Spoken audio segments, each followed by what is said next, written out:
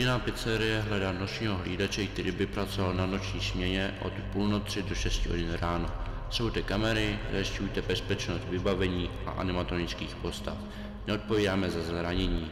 $120 týdně. Pro více informací volejte 1 555 Fazbear.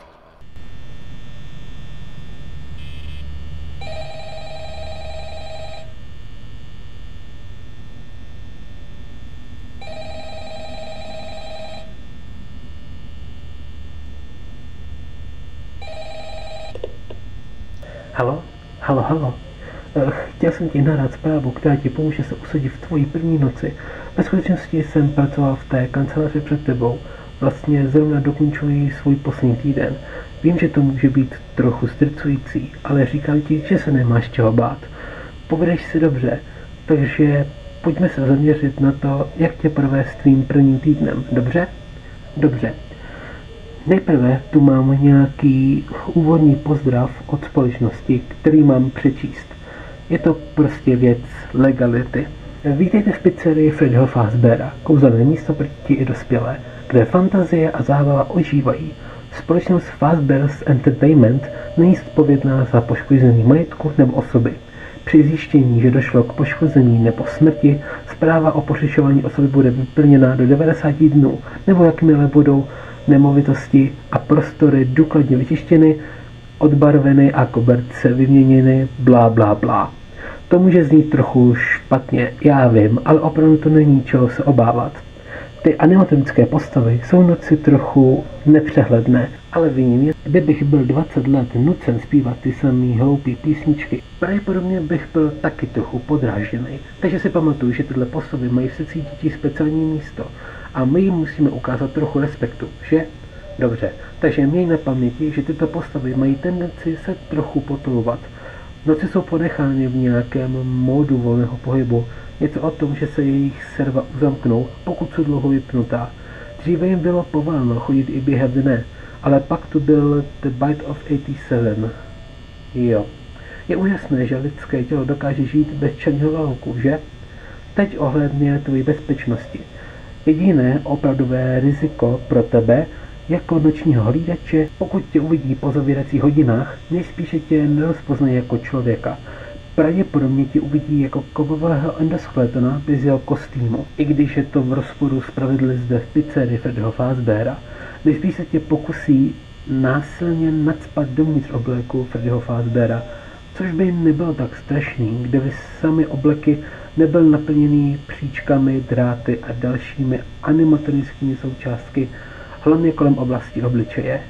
Takže si asi dokážeš představit, že kdyby tvoje hlava byla zatlačena, tak by to mohlo způsobit trochu nepohodlí a smrt. Jediný částí tvýho těla, který by nejspíš spatřili světlo světa, by byly tvoje oči a zuby, které by vyskočily z přední části masky.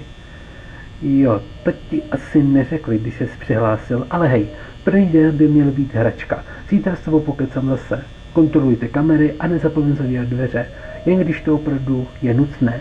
Musíš šetřit energií. Dobrou noc.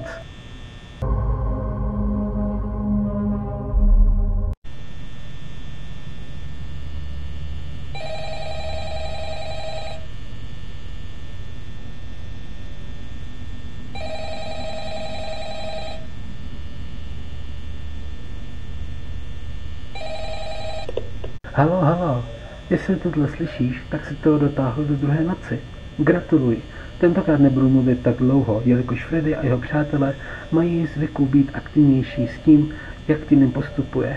Asi je dobrý nápad se podívat na ty kamery, zatímco mluvím, aby ses ujistil, že jsou všichni na svém místě. Je zajímavé, že sám Freddy nevychází často z pódia. Slyšel jsem, že je ve tmě mnohem aktivnější, takže hej, hned o důvod víc, proč tam vyčerpat energii, že? Takže jsem chtěl zdůraznit důležitost používání světel u dveří. Kamery mají slepé body, které jsou hned vedle tvých dveří, takže pokud nebudeš moc najít něco nebo někoho na kamerách, určitě zkontroluj dveře. Možná budeš mít jen pár sekund na reakci.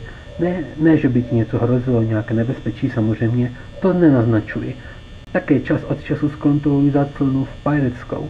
Ta postava zde je jedinečná v tom, že je aktivnější, když jsou kamery dlouho vypnuté. Hádám, že se mu nelíbí, když ho někdo sleduje, nevím. Jsem se každopádně jistý, že máš vše pod kontrolou. Brzy pokecáme.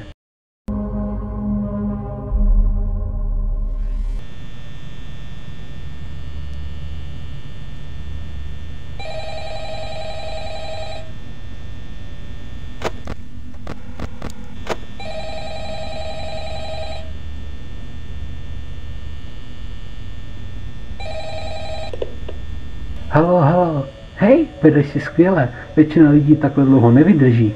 Tedy myslím tím, že obvykle se dělat něco jiného, nenaznačují, že by zemřeli. Tak jsem to nemyslel. Každopádně neměl bych teď zabírat tolik tvého času. Dnes věci začnou být opravdové. Hele, poslouchej, dostal jsem nápad. Pokud tě chytí a budeš se chtít vyhnout tomu, aby tě narval do obleku Freddyho, zkus hrát mrtvého.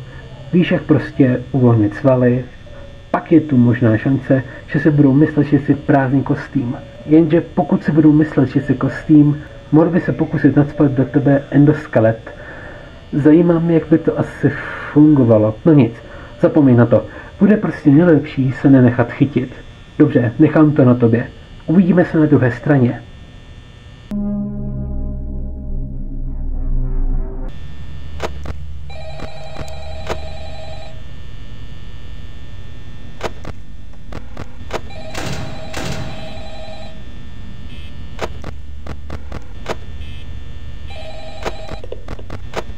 Halo, hej, wow, čtvrtý den.